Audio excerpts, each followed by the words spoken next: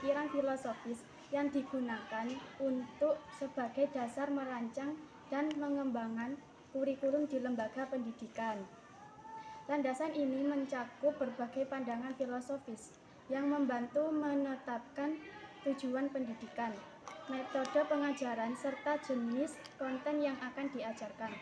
Contoh landasan filosofis yaitu sekolah yang menganut landasan idealisme, mengadakan kegiatan diskusi tentang nilai-nilai moral dan etika seperti kejujuran dan tanggung jawab dalam sehari-hari.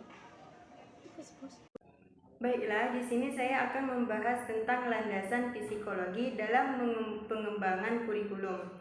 Jadi, apa yang dimaksud dengan landasan psikologi dalam pengembangan kurikulum?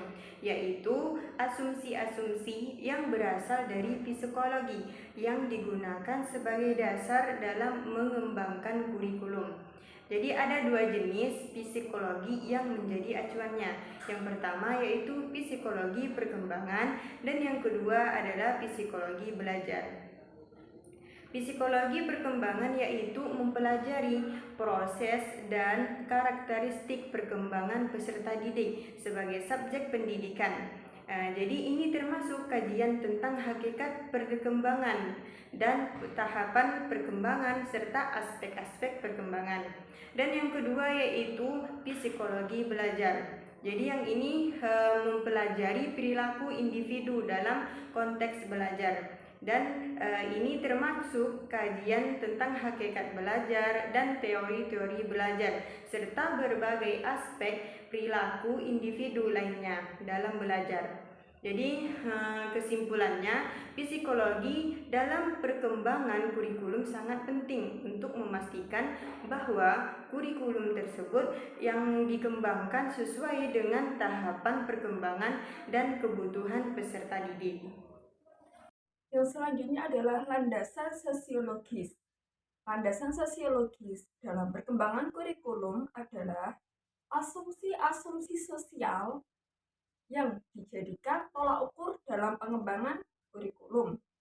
Kurikulum pendidikan harus memperhatikan tentang kondisi masyarakat saat ini dan juga harus mempersiapkan untuk kondisi-kondisi yang akan datang agar apa yang diterima oleh murid dapat berguna dan relevan dalam kehidupan bermasyarakat.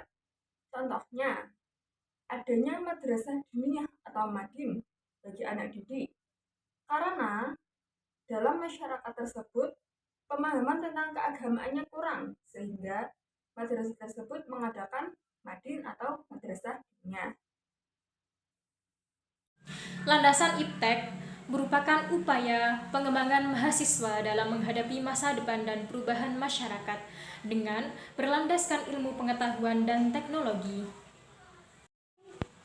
Dalam pengembangan kurikulum, IPTEK sangatlah dibutuhkan karena IPTEK adalah bagian terpenting dalam kemajuan dunia. Pengertian dari IPTEK itu sendiri ialah ilmu yang mempelajari tentang perkembangan teknologi yang berdasarkan dengan ilmu pengetahuan.